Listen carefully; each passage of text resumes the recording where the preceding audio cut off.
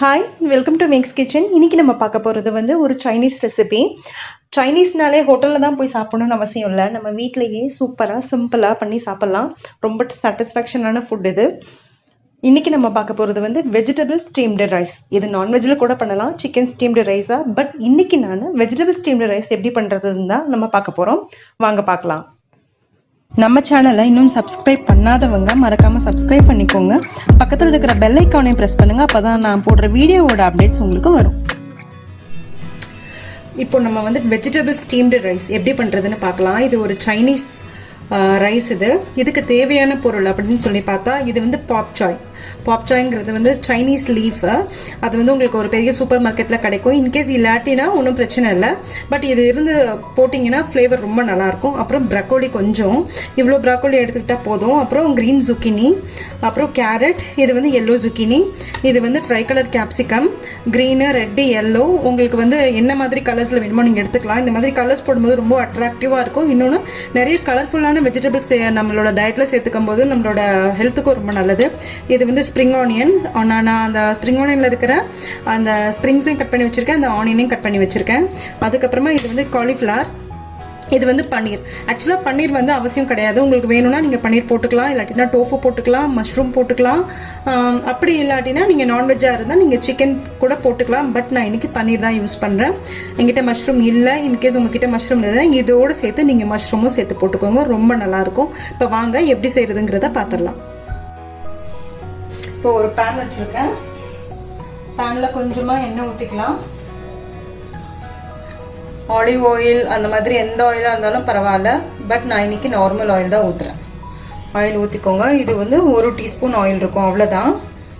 எப்போயுமே சைனீஸ் நீங்கள் ஹை ஃப்ளேமில் வச்சு குக் பண்ணிங்கன்னா ரிசல்ட் உங்களுக்கு கிட்டத்தட்ட ரெஸ்டாரண்ட் ஸ்டைலில் கிடைக்கும். நம்ம ரெஸ்டாரண்ட்டுக்கும் வீட்டில் பண்ணுறதுக்கும் இப்போ இருக்கிற ஒரே டிஃப்ரெண்ட் என்ன அப்படின்னா, அந்த MSG இருக்குது இல்லையா, அந்த அஜினோமோட்டோ, அது நம்ம யூஸ் பண்ண போகிறதில்ல. பட் ரெஸ்டாரண்ட்ஸ்லாம் அது யூஸ் பண்ணுவாங்க.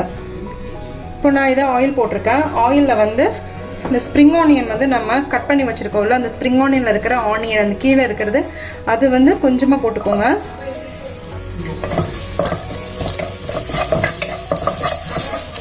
நீங்கள் இந்த ஸ்ப்ரிங் ஆனியன் போடும்போது ரொம்ப ஃப்ளேவர் ரொம்ப சூப்பராக இருக்கும்.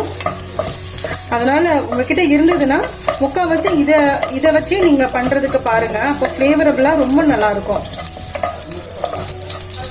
இப்போ நான் ஆல்ரெடி பூண்டு இது மாதிரி தட்டி வச்சுருக்கேன். பூண்டும் இஞ்சி இது மாதிரி தட்டி வச்சுருக்கேன். இஞ்சி பூண்டு பேஸ்ட்டு போடாதீங்க.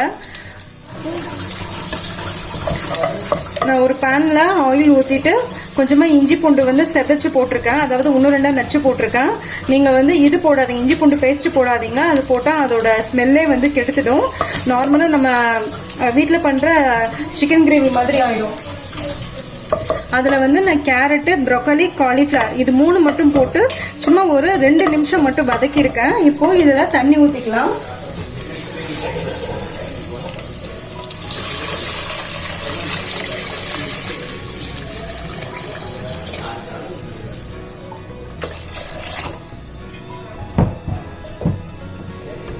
ஏன்னா இப்போது வெஜிடபிள்ஸ் எல்லாமே வேகணும் இல்லையா, இந்த தண்ணியில் தான் வேக போகுது. உங்ககிட்ட சிக்கன் ஸ்டாக்கோ இல்லை வெஜிடபிள் ஸ்டாக்கு நார்மலாக எப்படி பண்ணுறதுங்கிறது நான் முன்னாடி ஒரு ஹாட் அண்ட் சோர் சூப் பண்ணியிருந்தோம், அதுலேயே நான் சொல்லியிருந்தேன். ஸோ அந்த மாதிரி நீங்கள் வெஜிடபிள் ஸ்டாக் எடுத்து வச்சுருந்தா நீங்கள் அதை யூஸ் பண்ணிக்கலாம். அப்படி இல்லாட்டினா ஷாப்பில் அந்த மேகி ஸ்டாக் உங்களுக்கு கிடைக்கும். வெஜிடபிள் ஸ்டாக்கும் கிடைக்கும், சிக்கன் ஸ்டாக்கும் கிடைக்கும், கியூபா கிடைக்கும். அது கூட நீங்கள் யூஸ் பண்ணிக்கலாம். பட் நான் இன்றைக்கி நார்மல் வாட்டர் தான் நான் யூஸ் பண்ணியிருக்கேன். பார்த்தீங்கன்னா காலிஃப்ளவர், கேரட்டு, ப்ரொக்கலி எல்லாமே நல்லா குக் ஆகிட்டுருக்கு. ஒரு 2-3 நிமிஷம் கொதிச்சா போதும். இந்த டைமில் கொஞ்சமாக உப்பு சேர்த்துக்கோங்க. அதுக்கப்புறமா நம்ம பாப்சாய் வச்சுருந்தோம் இல்லையா, அந்த பாப்சாய் போடுங்க. இதெல்லாம் 2 மினிட்ஸில் வெந்துடும். இது போட்டு நம்ம இறக்கிட்டோம்னா முடிஞ்சுது. நான் ஆல்ரெடி ரைஸை ஒரு 70% ரைஸ் நான் குக் பண்ணி வச்சுட்டேன். அது தனியாக நீங்கள் வடித்து வச்சுக்கணும். பாஸ்மதி ரைஸு இல்லை ஜீரா ரைஸ் இல்லாட்டினா நார்மல் பச்சரிசி அந்த மாதிரி நீங்கள் வடித்து, அதாவது உழ வச்சு அதில் கொஞ்சமாக உப்பு போட்டு ஒரு ஸ்பூன் ஆயில் ஊற்றி அதுக்கப்புறமா அது ஆறுனதுக்கப்புறமா நீங்கள் அரிசி போட்டுட்டு 70% வர அளவுக்கு குக் பண்ணி வச்சுக்கணும். இங்கே பார்த்தீங்கன்னா உங்களுக்கு தெரியும், ரைஸ் உதிரி உதிரியாக நான் குக் பண்ணி வச்சுருக்கேன். நீங்கள் வடிக்காமல், இப்படி வடிக்காமல் நம்ம அந்த பெரிய ஸ்ட்ரைனரில் போட்டு வடிப்போம் இல்லையா, இந்த மாதிரி வந்து நீங்க ஸ்ட்ரைனர்ல போட்டு வடிக்கும் போது உங்களுக்கு பர்ஃபெக்டா வந்து உங்களுக்கு குக்காய் வந்திருக்கும். ஸோ நான் அது வந்து தனியாக எடுத்து வச்சிருக்கேன். இந்த அரிசி வந்து இந்த ரைஸ் வந்து தனியாக ஒரு பவுல்லையும் ப்ளஸ் இந்த வெஜிடபிள் ஸ்டாக் எல்லாமே சேர்த்து ஒரு கிரேவி மாதிரி ஒன்று ரெடி பண்ண போகிறோம். ஸோ அது ரெண்டும் மிக்ஸ் பண்ணி சாப்பிட்டா அது வெஜ் ஸ்டீம்டு ரைஸ். ஸோ இப்போ அந்த ஸ்டீம்டு ரைஸ்க்கு உண்டான ரைஸ் ரெடி பண்ணியாச்சு. இப்போ அதுக்கு உண்டான வெஜ்ஜஸ் எல்லாமே உள்ளே போட்டாச்சு. இதில் மிஸ் ஆகுறது வந்து பன்னீர் மட்டும்தான். ஸோ நான் பன்னீர் ஆட் பண்ணிடுறேன். இப்போ ஒரு 2 நிமிஷம் கொதிக்கட்டும். இப்போ இந்த இதோட கலர் எதுவுமே சேஞ்ச் ஆகாம நமக்கு இருக்கணும் இல்லையா? அப்பதான் வந்து பார்க்கிறதுக்கு ரொம்ப பிரைட்டாகவும் இருக்கும். கலர்ஸ் ரிட்டைன் ஆகும்போது உங்களுக்கு நல்ல அதோட ஃபுல் நியூட்ரிஷியஸ் வந்து உங்களுக்கு கிடைக்கும். அதனால இதுக்கு தேவையான அளவுக்கு கொஞ்சமா சுகர், ஒரு 1/2 டீஸ்பூன் சுகர் போட்டுக்கோங்க. பாருங்க, 1/2 டீஸ்பூன் சுகர். ஆல்ரெடி நம்ம சால்ட் போட்டிருக்கோம். இப்போ இந்த டைம்ல கேப்சிகமையும் போட்டுடலாம். பாத்தீங்கன்னா நான் ட்ரை கலர் கேப்சிகம் வச்சிருக்கேன், அதையும் போட்டுடுறேன். இதுல வேற என்னென்ன வெஜிடபிள்ஸ் போடலாம் அப்படின்னு சொல்லி பார்த்தா கேபேஜ் போடலாம். நீங்க பட்டாணி போடாதீங்க, ஏன்னா பட்டாணி போட்டா ஸ்வீட் ஆயிடும். இது ஆல்ரெடி வந்து ரொம்ப பிளண்டா தான் இருக்கும். இதுல வந்து பச்சை மிளகாய் காரம், மிளகாத்தூள் காரம் அந்த மாதிரிலாம் இல்லை. இதுக்கு லைட்டா கொஞ்சமா பெப்பர் பவுடர் போட போறோம். அப்புறமேலு உங்களுக்கு வேணும்னா chilli sauce, green chilli sauce போட்டுக்கோங்க. நான் கிரீன் சில்லி சாஸ்லாம் நான் போட போறது இல்லை. நான் வந்து கொஞ்சமா வந்து சோயா சாஸ் மட்டும்தான் ஊற்ற போறேன். இப்போ பார்த்தீங்கன்னா இதில் கொஞ்சமா மிளகுத்தூள் போட்டுடலாம்.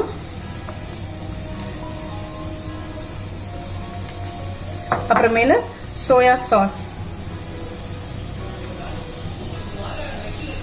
இது வந்து டார்க் சோயா சாஸ், அதனால நீங்க கொஞ்சம் ஊத்துனாலே போதும், கலர் நல்லா வரும். பார்த்துட்டு ஊற்றிப்போம்.